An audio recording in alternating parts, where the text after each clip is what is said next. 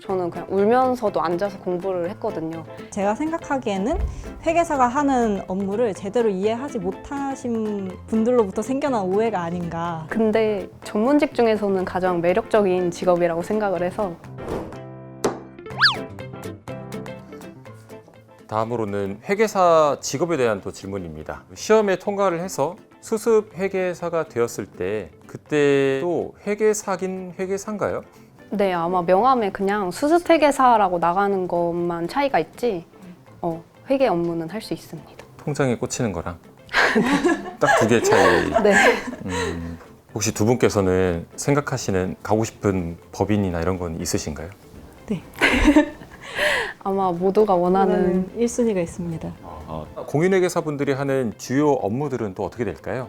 요즘에는 정말 다양한 인더스트리에서 활동을 하고 계셔서 주요 업무를 설명을 드리자면 먼저 회계법인에 입사를 할 때 감사, 텍스, 딜 이렇게 세 가지로 나누어서 입사를 하게 됩니다. 네, 조금 구체적으로 말씀을 드리자면 감사는 감사 대상 회사가 한국채택국제회계 기준에 맞게 재무제표를 작성했는지 적정하게 왜곡 표시 없게 작성했는지에 대해서 의견을 표명하는 업무입니다. 텍스는 그 내국세랑 국제 조세와 같은 업무를 하는 분야이고 딜은 기업 가치나 M&A 이런 거 하는 분야입니다. 공인 세무사분들이랑 업무가 좀 겹치기도 하는 것 같아 보이는데 그분들이랑 좀 다른 점은? 뭔가 설명드리기 조심스럽긴 한데 보통 회계사 분들은 세무사 분들이 하시는 업무를 다 할 수가 있습니다. 할 수 있는데 이제 세무사 분들은 아까 말한 그런 세금 이런 쪽에서 더 특화되신 분들이라고 생각을 하시면 될 것 같아요. 그래서 회계사 시험 범위에서 이제 한 몇 과목 세무사 시험에 안 들어가는 과목도 있고 그 대신 회계사보다 세법 같은 경우에는 조금 더 디테일한 부분까지 하시는 걸로 알고 있어요. 그 재무 관련된 거는 둘 다 할 수 있는데 아닌가? 감사 쪽은 감사는 무조건 회계사만 할 수 있고 그 텍스 그런 세금 같은 네 그런 거를 이제 세무사 분들이 더 특화돼서 하시는. 네네네. 좀 이해했습니다. 두 분께서는 공인회계사라는 직업을 준비를 하실 때 그 어떤 점이 이건 괜찮겠다 싶어가지고 결정하게 되셨나요? 저는 사실 전문직을 준비를 해야겠다라고 생각했을 때 계리사랑 회계사 둘 중에 엄청 고민을 했었는데 아까 말했던 감사 업무가 너무 재밌을 것 같아가지고 회계사를 해야겠다라고 결정을 했고 저의 전공을 좀 살려서 이제 금융 계리 쪽 감사를 나가야겠다라고 생각을 해서 도전을 했고 현재도 가장 그 일을 하고 싶긴 한데 요즘에는 또 텍스 쪽에도 흥미가 생겨가지고 살짝 더 고민을 해봐야 될 것 같습니다. 네, 저는 일단 회계사라는 직업을 선정한 이유는 누가 뭐래도 돈이고요. 그리고 이제 안정성 있는 직업을 갖고 싶어서 전문직에 도전을 하게 됐고 저도 금융본부 쪽에 관심이 있어서 아무래도 회계사의 꽃이라는 감사본부에서 그중에서도 금융본부에서 커리어를 시작하고 싶습니다. 솔직하고 정답이죠. 그리고 공인회계사라는 직업이 워라밸이 꽤 괜찮다고는 들었는데 사실인가요? 사실이 아닌 것 같아요. 이게 워라밸이 간헐적으로 좋은 것 같아요. 이게 시즌 때는 이제 보통 말하는 9 to 6라고 아침 9시에 출근을 했다가 새벽 6시에 퇴근을 하는 그런 삶을 살고 그리고 이제 시즌이 마감이 되고 이제 비시즌 때는 그 대신 뭐 한 달 정도 그냥 해외여행 가고 이런 식으로 약간 일을 할 때와 안 하는 달이 조금 구별돼 있는 편인 것 같아요. 그래서 약간 간헐적으로 워라밸이 좋지 않을까. 방학이 있는 거네요, 어떻게 보면. 이 법인마다 또 이게 달라가지고 비시즌에는 재택하시는 분들도 굉장히 많고 그래서 사무실 안 나가고 자유롭게 일하시는 분들도 많고. 아니군요. 안 좋은 건데 그러면 공인회계사라는 분들이 회계법인에 들어가지 않고는 그러면 그 말씀하시는 거지? 수습? 예, 수습을 할 수 없기 때문에 꼭 회계법인에 들어가야 되네요. 그거는 아니에요. 그 금공을 가서도 정확하진 않는데 뭐 3년을 하면 또 이제 수습을 주고 그 기준이 다 써 있어요. 기억나. 이거를 금융감독원에서 회계법인 말고도 수습 기간을 인정해주는 기관을 다 지정을 해놔가지고 네, 꼭 회계법인을 가지 않아도 수습 기간을 거칠 수는 있습니다. 두 분은 하지만 회계법인에 가시려는 이유는 뭔가요? 그래도 회계사니까 회계사로 일을 먼저 시작을 해보고 정확하게 뭔가 일을 제대로 배우고 다른 쪽으로 가도 늦지 않겠다라는 생각이 있어서 대부분 그러면 회계법인으로 가시겠네요? 네, 대부분 지금 그렇긴 한데 이제 회계법인에 보통 이렇게 수습이나 한 3년에서 5년 정도 계시다가 이제 다른 뭐 그냥 일반 기업 회계팀이나 금공이나 아니면 증권 쪽이나 이런 식으로 해서 다들 이제 흩어지는 느낌인 것 같아요. 아니면 그냥 계속 회계법인에 남는 분들도 많고. 그리고 요즘은 또 AI가 또 대세잖아요. 두 분께서 생각하셨을 때 어떤 업무가 좀 AI로 좀 대체가 될 수도 있겠다 하시는 게 있을까요? 사실 제가 데이터 분석을 과 다니면서 하면서 느낀 거는 일단 AI랑 데이터 툴은 회계사가 업무를 하는데 그냥 효율성을 증가시켜 줄 수 있는 좋은 툴 그 정도인 것 같아요.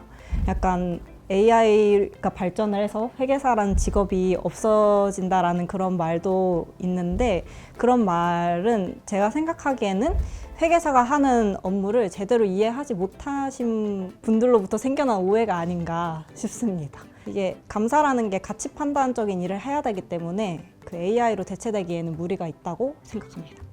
그러면은 어떤 성격의 친구들이 공인회계사를 준비하면 좋을까요? 네, 회계사 중에 가장 많은 MBTI가 ISTJ라고 하는데요. 저도 ISTJ입니다.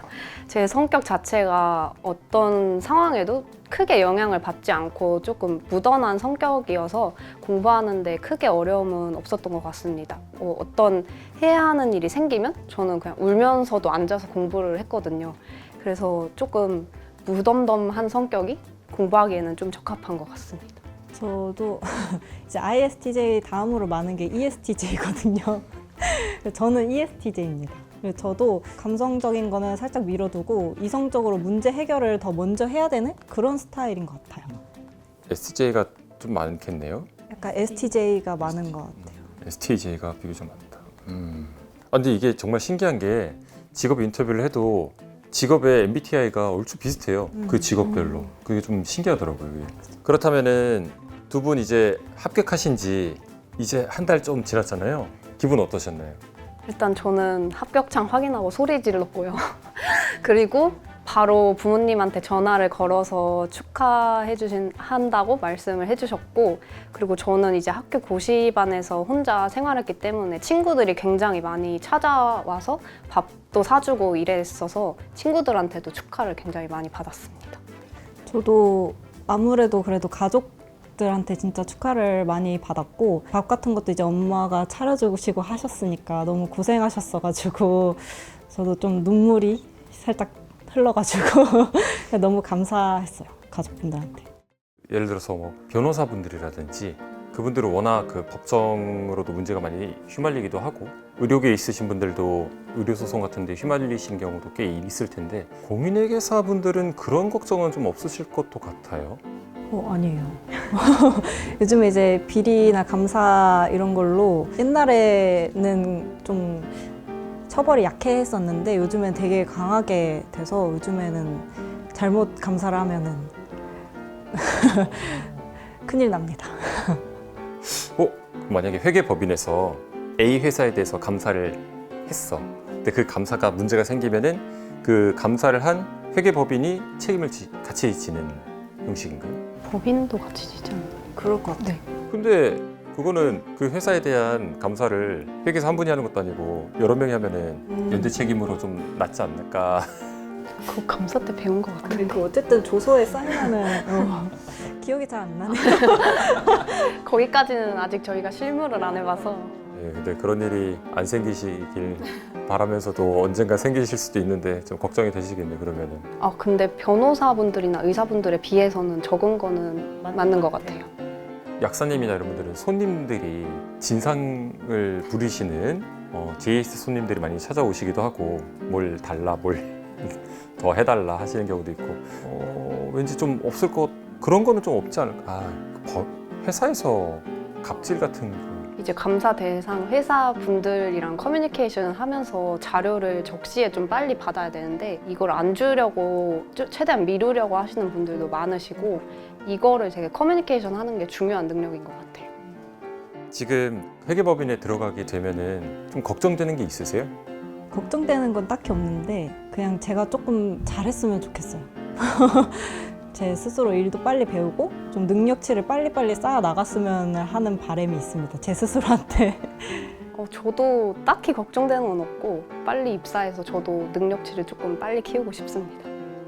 그러면은 두 분께서는 한 10년, 20년 후 이때는 어떤 위치의 공인 회계사를 하고 싶으신가요? 저는 무조건 회계법인에 계속 남아있는 거를 생각을 하고 있습니다. 왜 무조건이에요? 그냥 좀 한 자리에서 높게까지 올라가려는 게 저는 그렇게 아직까지는 아직 입사를 안 해서 잘 모르지만은 지금 생각으로는 법인에 들어가서 내가 할 수 있는 한 거기에 말뚝을 박겠다 생각하고 있습니다. 저도 제가 원하는 법인에 입사해서 그 법인의 파트너가 되는 게 최종 목표이기 때문에 저도 아마 법인에 계속 있지 않을까. 그 입사하시는 법인에서 나중에 이 영상을 보실 수도 있으니까. 아닙니다. 아니에요? 이게 회계사분들은 이직이 그러면 어렵지 않게 할 수 있는 건가요? 네. 보통 이직하는 게 네, 굉장히 자유롭게 자유롭고. 사기업에서도 스카우트 되게 많이 오고 금융공기업으로도 많이 가시고 네. 하지만 두 분은 회계법인. 네, 회계법인에 있고 싶다. 네. 회계사를 꿈꾸는 많은 우리 어린 친구들과 청소년 분들에게 한마디씩 또 부탁드리겠습니다. 회계사를 꿈꾸는 분들을 위해서 더 좋은 업무 환경에서 일할 수 있고 더 높은 연봉을 받아가실 수 있게 선배로서 열심히 일을 하고 있을 테니까 빨리 회계사 붙어서 회계법인에서 만났으면 좋겠어요. 감사합니다.